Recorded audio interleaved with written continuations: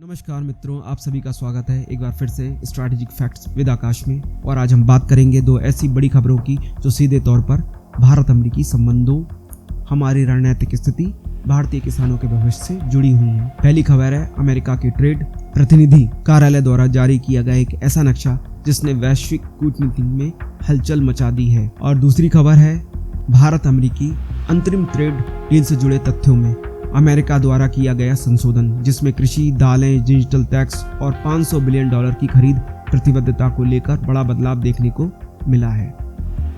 ये क्या सिर्फ टेक्निकल बदलाव है या फिर इसके पीछे कोई गहरी रणनीति छुपी है? आइए विस्तार से समझते हैं। सबसे पहले बात करते हैं सबसे बड़ी खबर की जो भारत के लिए बहुत ही फेवरेबल है। अमेरिका के यूनाइटेड स्टेट ट्रेड रिप्रेजेंटेटिव ने 7 फरवरी को अपने आधिकारिक एक्स पोस्ट में भारत का नक्शा जारी किया है। इस नक्शे में पूरा जम्मू कश्मीर, लद्दाख जिसमें पाकिस्तान अधिकृत कश्मीर, पीओके, आक्साई चिन्ह भी शामिल है, भारत के हिस्से के रूप में दिखाए गए हैं। ये बहुत ही महत्वपूर्ण बदलाव था। क्यों था, ये बात करते हैं। क्योंकि ऐतिहासिक रूप से अमेरिकी एजेंसियां इन क्षेत्रों को डिस्प्यूटेड टेरिटरी के रूप में चिन्हित करती आई हैं। नक्शों में अलग डेमोग्राफिक लाइन दिखाई जाती थी, लेकिन इस बार ऐसा नहीं हुआ। इस ग्राफिक में पूरे क्षेत्र को आधिकारिक नक्शे के रूप में अनुरूप दिखाया गया है, जैसा कि नक्शा भारत दिखाता है। इसका रणनीतिक महत्व है। क्या महत्व है? यह अमेरिका की पारंपरिक नीति से हटकर था। यह ऐसे समय पर आया जब भारत अमेरिका ट्रेड समझौते की घोषणा हुई। इंडो पैसिफिक में चीन को संतुलित करने की रणनीति के संदर्भ में इसे देखा गया। कई विश्लेषकों का मानना था कि यह भारत को एक जियोपॉलिटिकल नॉट देता था, खासकर तब जब अमेरिका और पाकिस्तान चीन संबंधों में अनिश्चितता बनी हुई है। हालांकि बाद में यूएसटीआर ने यह पोस्ट डिलीट कर दी। पोस्ट डिलीट होने के का अर्थ क्या है? यहाँ पर 2 संभावनाएं नजर आती हैं। एक तो यह कूटनीतिक संतुलन को बनाए रखने का प्रयास था, या फिर अमेरिका अपने आधिकारिक रूप में औपचारिक बदलाव से बचना चाहता था।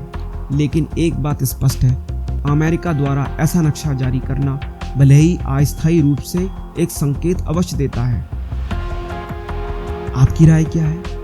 क्या आप भारत की रणनीतिक जीत मानते हैं इस चीज को, या सिर्फ कूटनीतिक शब्दों का खेल है? कमेंट जरूर करके बताएं। भारत लगातार कहता आ रहा है जम्मू कश्मीर, लद्दाख का पूरा क्षेत्र भारत का अभिन्न अंग है और अविभाज्य हिस्सा है, रहा है और रहेगा भी। भारत आक्साई चिन्ह को भी अपने क्षेत्र का हिस्सा मानता है, इसलिए यह घटना सिर्फ एक नक्शे के रूप में मानना ठीक नहीं होगा। यह भारत की क्षेत्रीय अखंडता, अंतर्राष्ट्रीय प्रस्तुतिकरण का मामला था। यानी भारत के लिए यह बहुत ही महत्व रखने वाली बात थी। अब बात करते हैं दूसरे संशोधन की या दूसरी बड़ी खबर की। भारत अमेरिकी अंतरिम ट्रेड फ्रेमवर्क समझौतों में फैक्ट शीट में अमेरिका ने महत्वपूर्ण बदलाव किए हैं। पहले जारी किए गए बदलावों के विषय में हम बात करते हैं, फिर हम आगे की बताते हैं। पहले क्या था? भारत कुछ सर्टेन पल्सेस पर टैरिफ कम करेगा। भारत $500 बिलियन से अधिक अमेरिकी उत्पाद खरीदेगा। भारत डिजिटल सर्विसेज टैक्स हटाएगा। भारत कृषि उत्पादों की खरीद के लिए प्रतिबद्ध है। लेकिन संशोधित दस्तावेज में जो बदलाव आए हैं, अब हम उनका उल्लेख करते हैं। अब करा गया है सर्टेन पल्सेस का उल्लेख हटा दिया गया है। एग्रीकल्चर गुड्स शब्द हटा दिया गया है। कमिटेड शब्द की जगह इंटेंड शब्द का प्रयोग किया गया है। डिजिटल सर्विसेज टैक्स हटाने का उल्लेख भी हटा दिया गया है। दालों की मुद्दे क्यों संवेदनशील हैं? भारत दुनिया का सबसे बड़ा दालों का उत्पादक और उपभोक्ता है, जिसमें मसूर, चना, अन्य दालें शामिल हैं। भारतीय किसान पहले से ही वैश्विक प्रतिस्पर्धा का सामना कर रहे हैं।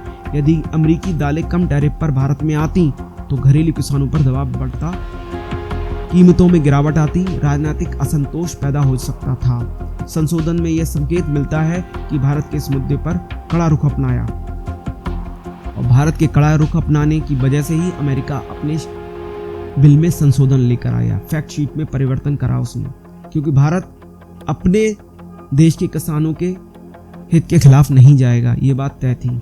अब बात करते हैं कृषि क्षेत्र के महत्व की संबंध में। भारत की जीडीपी का लगभग 20% योगदान कृषि क्षेत्र का है। ये 580 से $650 बिलियन के मूल्य का होता है। 2035 तक 1.4 ट्रिलियन डॉलर तक पहुंचने की संभावना है। ऐसे में कृषि को पूरी तरह खोलना रणनीतिक रूप से संवेदनशील मुद्दा है।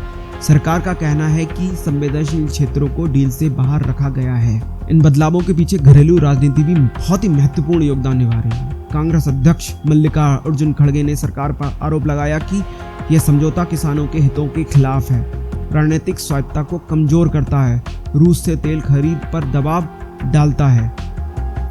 उन्होंने यह भी कहा कि व्हाइट हाउस फैक्ट शीट में ऐसी बातें हैं जो पहले संयुक्त बयान में नहीं थीं, विशेषकर रशियन फेडरेशन ऑयल को लेकर अतिरिक्त 25% टैरिफ हटाने की शर्त का उल्लेख विवाद का कारण बना।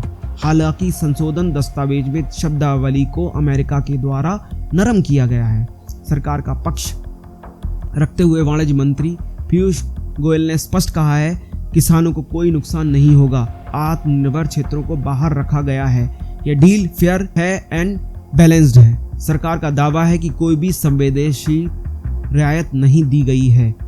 निष्कर्ष क्या है? अब बड़ा सवाल यह उठता है, क्या भारत की कूटनीतिक जीत है? संकेत बताते हैं कि भारत ने कृषि और डिजिटल टैक्स जैसे मुद्दों पर दबाव को संतुलित किया है। भाषा में बदलाव अमेरिका की रणनीतिक लचीलापन दर्शाता है। नक्शा प्रकरण से अमेरिका की रणनीति की सोच की झलक स्पष्ट रूप से भारत अमेरिका के संबंधों अब व्यापार तक सीमित नहीं रह गए इस बात को दिखाता है, बल्कि ये संबंध इंडो पैसिफिक संतुलन, चीन के फैक्टर, ऊर्जा रणनीति से भी जुड़े हैं। आने वाले महीनों में यह देखना दिलचस्प होगा कि अंतरिम समझौता पूर्ण समझौते में कैसे बदलता है। अगर आपको यह विश्लेषण तथ्यपरक लगा हो तो वीडियो को लाइक करें, सब्सक्राइब करें चैनल को और अपने कमेंट्स दें।